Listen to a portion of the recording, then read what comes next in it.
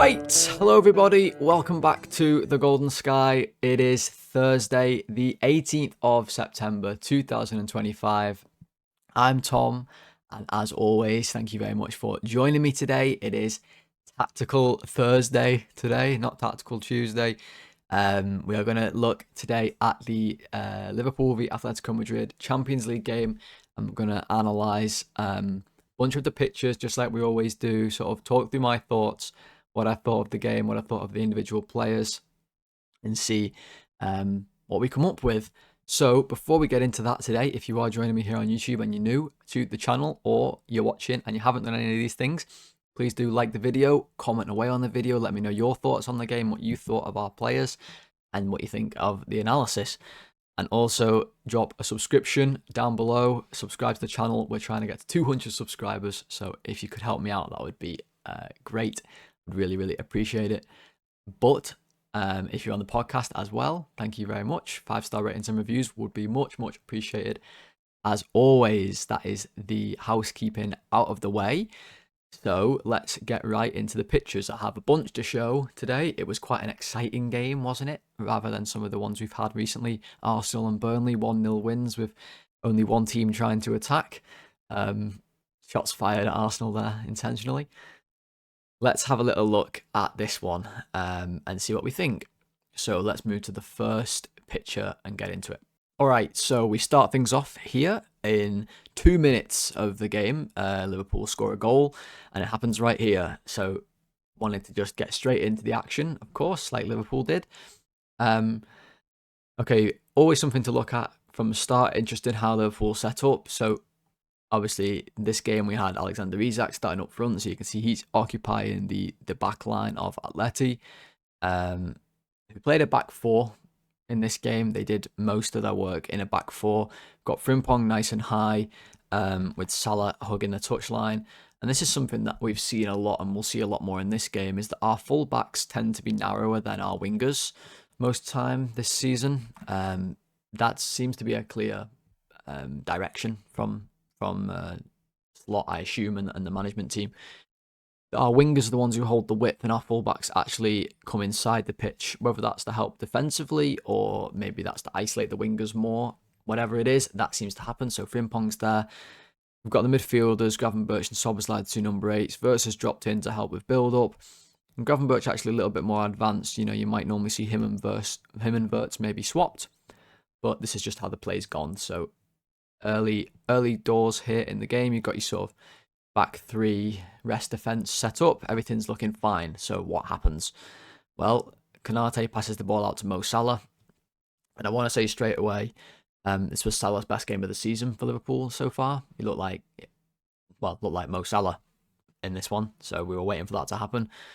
Salah gets on the ball. You know, we've got players making forward runs. Frimpong's advanced over here. Wirtz is advancing over here.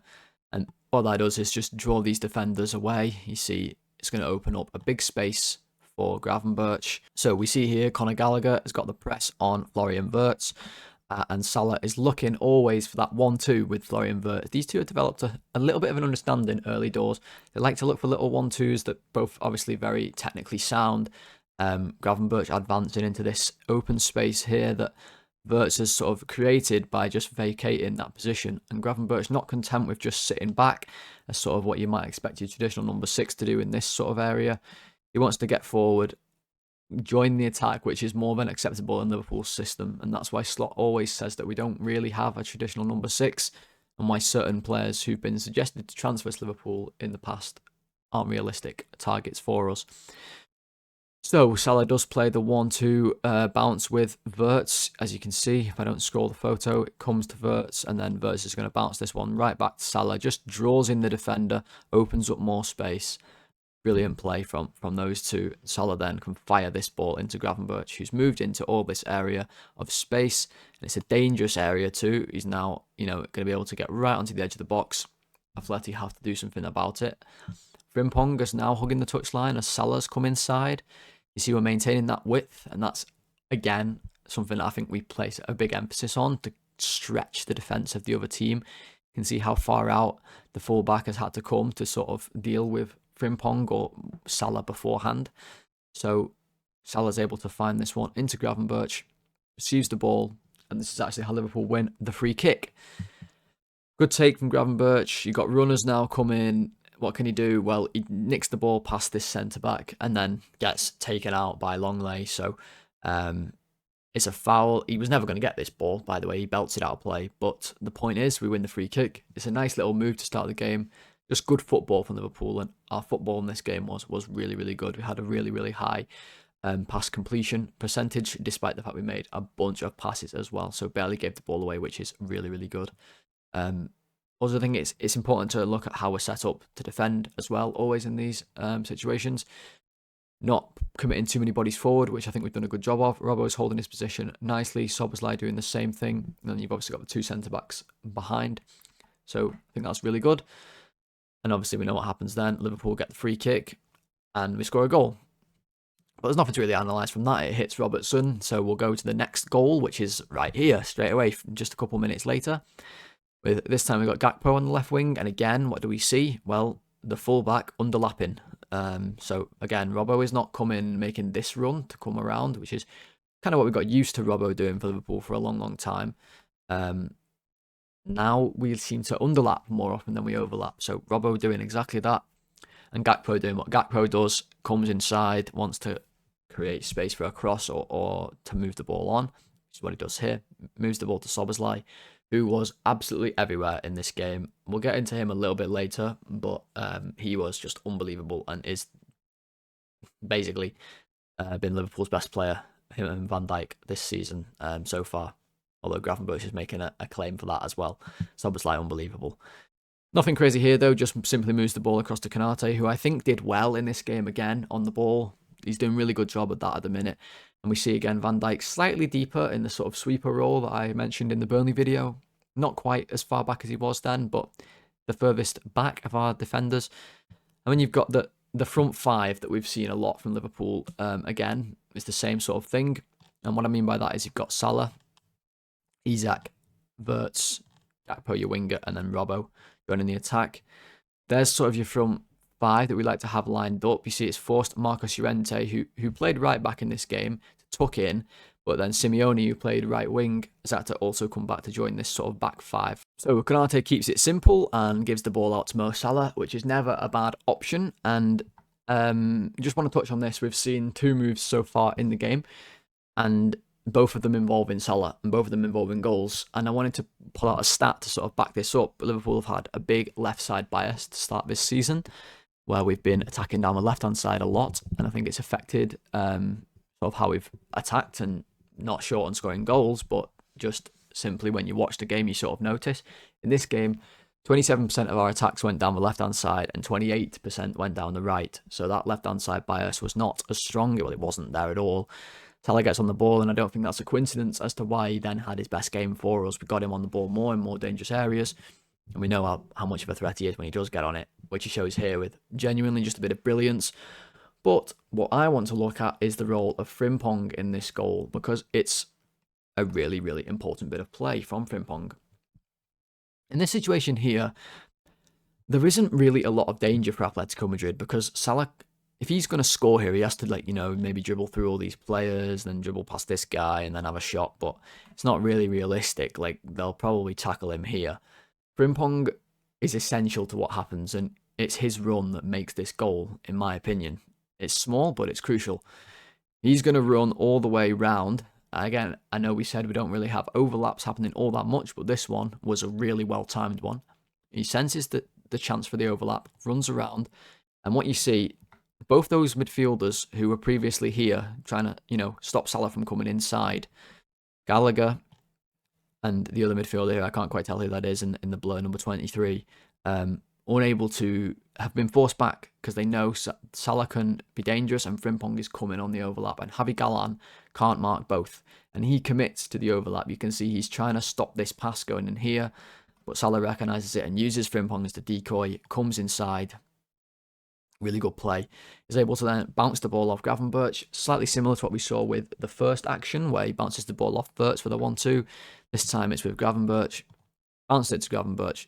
And if I show you this screenshot here and tell you that Gravenberch is going to kick the ball there and Mo Salah is going to get it, it doesn't look really very possible, but that is the brilliance of Salah. The strength, the pace, unbelievable. Very similar here situation. We've got Liverpool's front five like this. Salah obviously joining then, and then Frimpong. Gravenberch has joined the attack, and then you've sort of got your rest protection before you get to the defence. Really good setup from Liverpool, really, really good. We've definitely improved on that since the opening day against Bournemouth when we got some criticism for it. Gravenberch returns the ball to Salah, and look at him here. Look at this picture, it's hilarious. This guy's about 5'7". There's no tactics here, guys. This guy's about 5'7", and he just bounces these three players off him like he's Erling Haaland. It's really an amazing ability he has to be able to do this. But that's exactly what he does. He bounces them off him, gets onto the ball, great touch with his right foot. Look at the position he gets into, 6-yard box, scores the goal, 2-0 to Liverpool. This fella already knows it in the crowd. I'm buzzing with him. Look at him go. Yeah, it's a brilliant goal. Again, it's all Salah. Another thing that I want to look at, though, in this goal, because this is what we do here when we analyse these photos. We don't just look at the play, we look at the maybe bits that you don't notice. And I want to look at the position of Isak. Okay, obviously we bought him as a number 9, was a striker who wanted to score goals.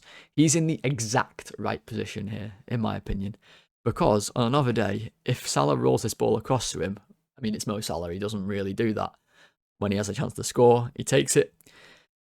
But if he does, Isak's got to tap him. You can see that clear as day. He's in the perfect position. And I'll show you this in this other photo right here. I mean, when you see this, it's obvious.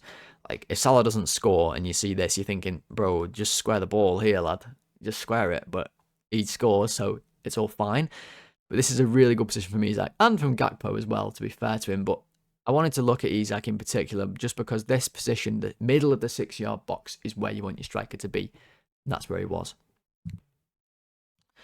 What I've got here is I went to the good people at Opta and obtained the pass map from Liverpool's game against Atletico. This is just to show, again, the involvement of Salah in this game was much more than in other games. This is the pass map, so the thicker lines show more passes happened between the players, and the positions of the players are kind of where the average position of them was during the game, or where they were when they were receiving and passing the ball.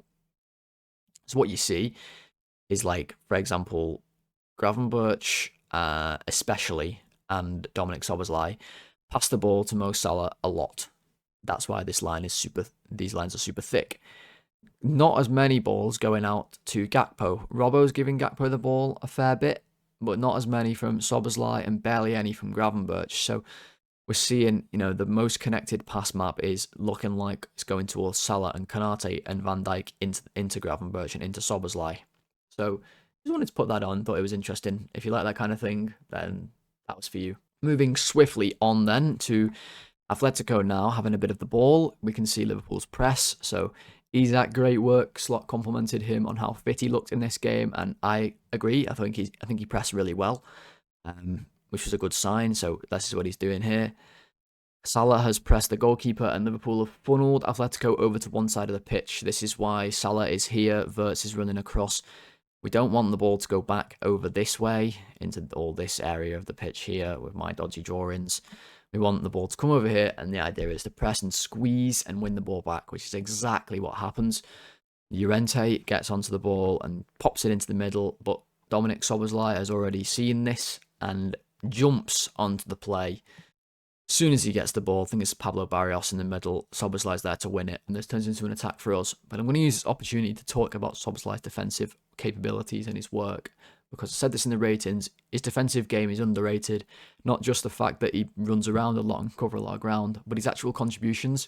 If I give you some stats, 4 tackles won in this game, 10 times he won possession, so that's the most in the Champions League of any player so far this season in any game. 10 times won possession in this game against Atletico Madrid. So his defensive contributions are just fantastic. In this game, he dominated the middle of the pitch with Gravenberch. So really good, wins the ball.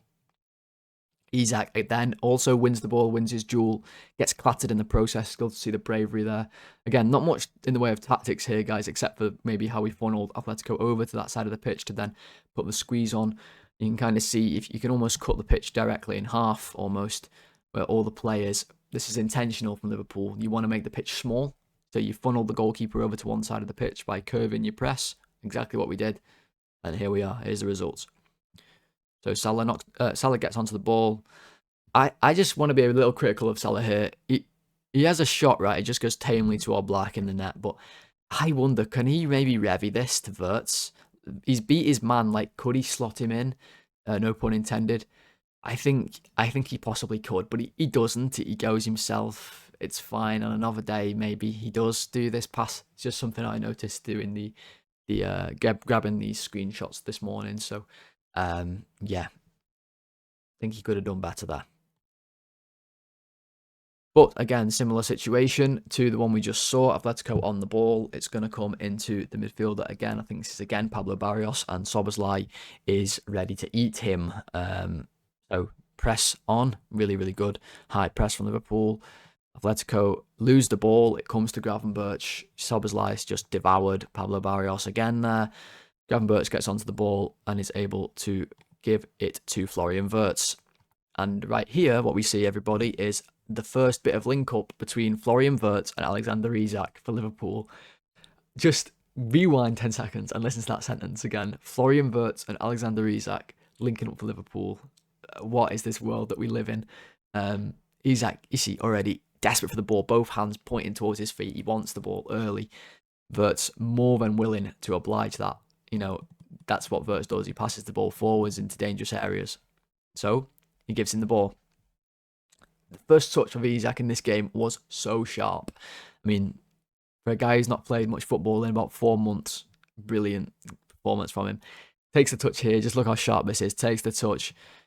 Opens up his body. Made space for a shot in one touch, two touch. Okay, he doesn't have a lot of room and he doesn't get much backlift on this shot. And it does go wide. You can see it's pretty far wide in the end. And you might think you're analysing nothing here. It's nothing that the ball doesn't go in. It's, you know, this is just all for nothing. Yeah, I agree. You know, nothing comes of this, but it's to show Liverpool's press again. Szoboszlai's animalistic work in the middle. And then the link up with Wirtz and Isak, you know, giving the ball to the danger man early from Wirtz. And then Isak being able to get that shot away, looking so direct, looking so dangerous. He doesn't score. On another day, it goes into the corner and it's 1-0. It's the size that you want to see from your number 10 and your number 9. Again, Florian Wirtz, this time receiving the ball on the left wing, who's popping up all over the place in this game, Wirtz. And I wanted to do a little bit about Wirtz as well, so let's do that right now. Last night I gave him a 7 on the ratings, and I think retroactively, if I had them again, I would give him an 8. I was reading some of his deeper stats last night. The ratings were more of just a reaction to what I felt like on the pitch, but 5 chances created in this game for Wirtz, which was second to only Kylian Mbappe in the whole Champions League so far, who created 6.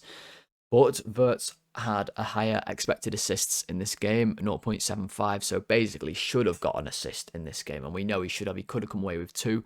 Having 0.75 expected assists in one game is really high, guys, by the way. And he only played 74 minutes as well, so if he plays longer, you know, there's a chance that number goes up and he creates more chances. But a really good performance, and he does that again here, giving the ball to Alexander Isak. It's no coincidence that he maybe had his best chance creation level game when we have a striker the caliber of Isak on the pitch. Again, Isak wants the ball into his feet. You can see he's calling for it. Wirtz gives him it. Brilliant first touch on the back foot again to just completely eliminate this lad from the play. Second touch out his feet to beat the defender. Look how sharp he is, guys. Crispness of his play is unbelievable. Makes a great angle for a shot. This one's a really good opportunity for a shot. Now, again, it goes straight at the goalkeeper. On another day, the ball goes like a rocket into the top corner or into this top corner. That game wasn't today, but another day it could be. Hopefully it's against Everton. Brilliant play from Isak, brilliant play from Wirtz. And should we keep on the theme of Wirtz and Isak? I think we should. This one's more about Wirtz than it is about Isak. I mean, 1-on-1 in the middle.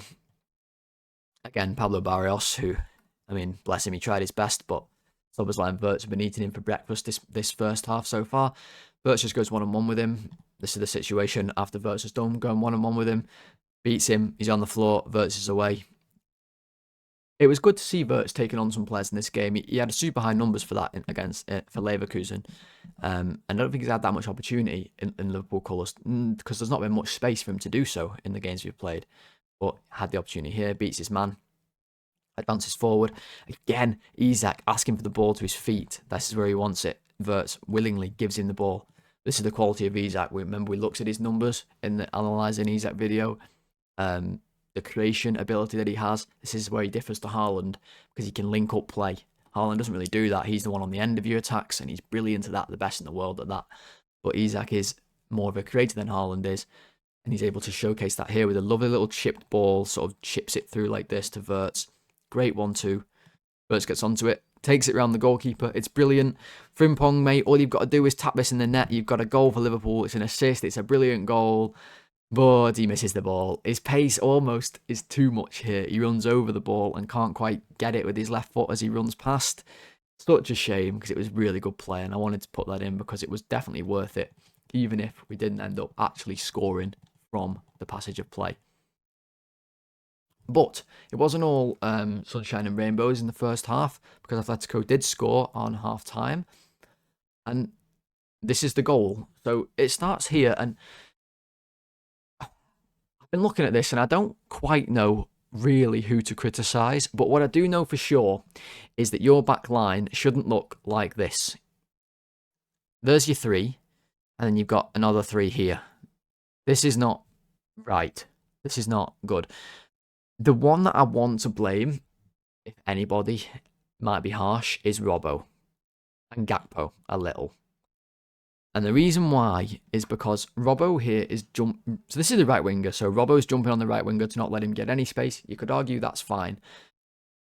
You could argue these 3 are then a little bit too deep and maybe they should have all pushed a little bit up the pitch like this to play these fellas offside, because what's going to happen is Raspadori spots all this space here and just simply runs into it.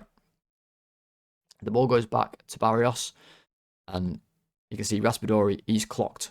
He knows what's happening. And Robbo, you know, he's jumped forward, he's not able to retreat. And the reason why I blame Robbo and Gakpo is, when I'm looking at this picture again, I think Robbo should be less aggressive in pressing this winger. Just let Gakpo come over here and press. And Robbo, you just come back and come round here. And if he goes in this direction, I don't think Raspadori can get here because Robbo will be there. Or if they hit the ball over, Robbo can maybe get it. They do hit it over. You see again, Van Dijk has stepped up. Konate, Frimpong a bit too slow to step up. Barrios is about to knock this one over. Szoboszlai is saying, look guys, there's a runner coming. You know, somebody pick him up. But nobody is here to be able to do it. You know, Robbo and Gakpo basically in the same spot. Raspadori gets through. You can see the space he has. He's just bypassed a lot of our players. It's now a 4-on-3 and they make use of it. It goes to Llorente. He's able to toe poke the ball. It takes a little deflection off Konate, goes into this far corner, and it was 2-1, just like that.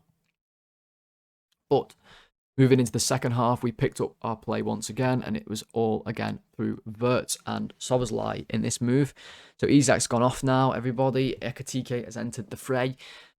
Wirtz on a counter-attack, took the ball down beautifully, plays a lovely ball into Szoboszlai, who's able to carry the ball forward. And to give you just some more numbers on Szoboszlai, 29 carries in this game for Szoboszlai. 29. That is insanely high. The most in the Champions League so far of any player this season. 29 carries.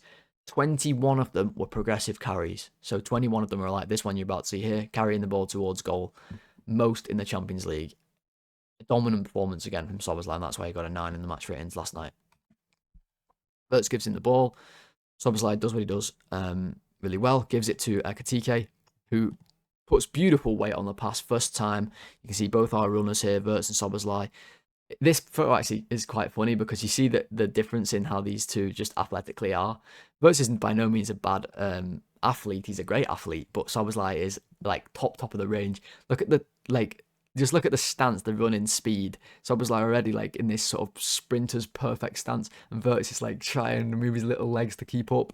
And that's why they actually get in each other's way, because Ekitike threads this ball through, and Szoboszlai actually gets to it I think it would have been better surfaced if Wirtz gets onto it, because they get in each other's way a little. Szoboszlai takes the touch, it goes into the box. Szoboszlai has to sort of slow up. Wirtz has got it. But what you can't really see in this angle, and I've got a better angle in a minute, is Wirtz produces this unbelievable little toe pokes pass. It's beautiful awareness to Salah, who should bury the ball. I mean, look where it ends up. He's got to bury it. He's got to put it in this corner here. He tries to do that. He hits the post. It happens, guys. It happens. We still won the game. It's okay. But this is the angle where you see how Wirtz sees this pass in the the fast paced nature of the game. Just outside of the boot, pass the ball into Salah to set him up. It's a brilliant pass, and Salah should score and give Wirtz the assist, but he doesn't. Frimpong and Salah robbed him of 2 assists in this game.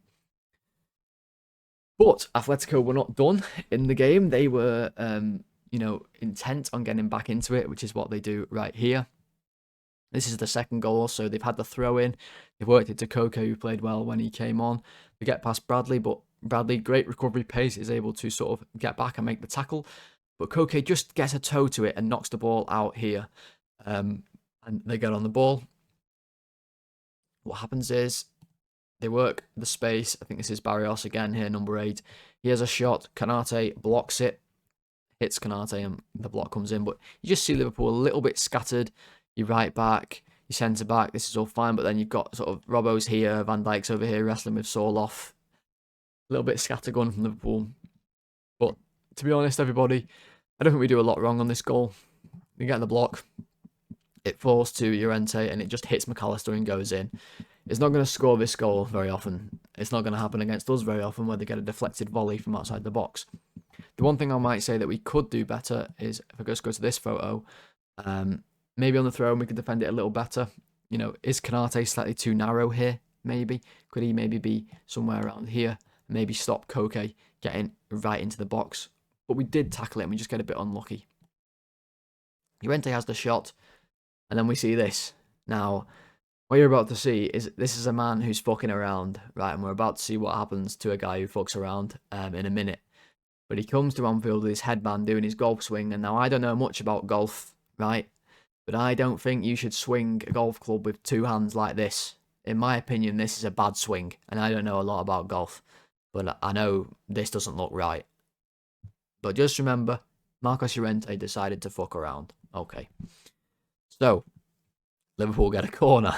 And I think you know where this one's going, folks. But I wanted to just look at some of the tactics of the corner. Liverpool have a set-piece coach now, and our corners last night were really good. All of them. The delivery was really good. I don't know if that's necessarily due to the set-piece coach. I won't go all Arsenal on it. But I thought, well, Arsenal always get credit for their corners. Why shouldn't we get a bit of credit for our corners? We tried this one a lot, where we had sort of the main headers of the ball quite far out. Especially Van Dijk and Kanate, see they're the furthest out of the players who have ventured into the box. And the idea was to get them to run, obviously, towards the goal, get a run on their markers. You've got a couple of players here, and the role of these two was to block, okay? So Atletico positioned their best headers of the ball here, or somewhere around this area.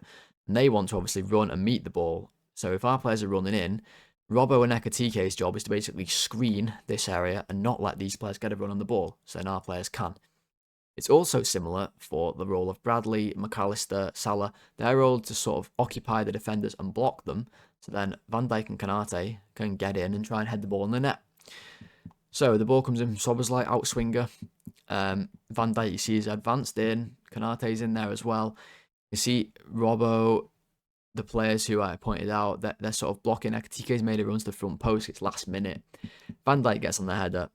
He just beasts these two. And look where the header is. It's basically a penalty, right? And he just heads it brilliantly in this corner. I mean, such power on the header. And Liverpool get the last minute winner once again. And if you remember, Mr. Marcos Llorente decided to fuck around. Well, this is what happens. He found out, didn't he? He found out, ladies and gents. And this is what happens. Virgil van Dijk showed him exactly what happens if you come to Anfield and you start doing little golf swings. This is what happens. Virgil van Dijk deals with you. The enforcer, the captain. Just for, why not? What that lovely celebration in there from Virgil. But we weren't quite done, even though it was the last minute. There was one more action that I wanted to put in. And of course, it's the miss right at the end. So brilliant from Bradley, and a credit to our fitness of our players, like Slot said. Super, super fit and able to go right until the end of the game. Bradley gets the ball, wins it off the midfielders, gives it to Szoboszlai, who of course is still running and sprinting around. Gets it. Really, really good ball. The fullback doesn't quite know where to go. Salah's made the good run. Just a simple reverse pass into Salah's path.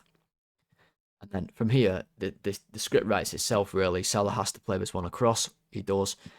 Now, listen. The ball, before it lands at Ekitike, takes a bounce. You can see it here. You can see exactly what's happened. It's taken a little bounce before it's got to him. But no excuses. He should obviously score. I'm just pointing out what happened in the passage of play, okay? He hits the ball into the ground. If you imagine the ball has bounced like this to his foot, and then he has then hit it like this. Brilliant drawing there, but that's what's happened. He misses, and that was that. But that was the game in the nutshell, really. Quite a lot to get through there. We've done it in quite a decent amount of time, I think. A lot of individual brilliance in this game. Szoboszlai, Salah, bits from Wirtz, bits from Isak, Gravenberch, Van Dijk, of course. I don't think it was like a mega like chess matchy kind of match like the Arsenal one was, where we were moving players in positions in during the game and that kind of thing. But Liverpool got the win, and that's all that matters. So guys, with all that said, that is going to be it for today's video. A half an hour or so of tactically analysing and just going through the game, really, and giving my thoughts on the Atletico Madrid game and Liverpool's first win in the Champions League this season. So if you did enjoy the video, everybody, please do consider dropping a like and commenting on the video. Again, just a little reminder, we're trying to hit 200 subscribers. So if you are watching and you haven't subscribed, and I know that there's a lot of you watching who aren't subscribed, please do just scroll down, hit the subscribe button. We're going to have plenty more like this during the season. So all that has needed to be said has been said, and I'll be back tomorrow with a preview for Everton, the derby, guys. So yes, that's when I'll speak to you next. Until then, I hope you all have a brilliant rest of your day. I'll speak to you all very soon. Goodbye.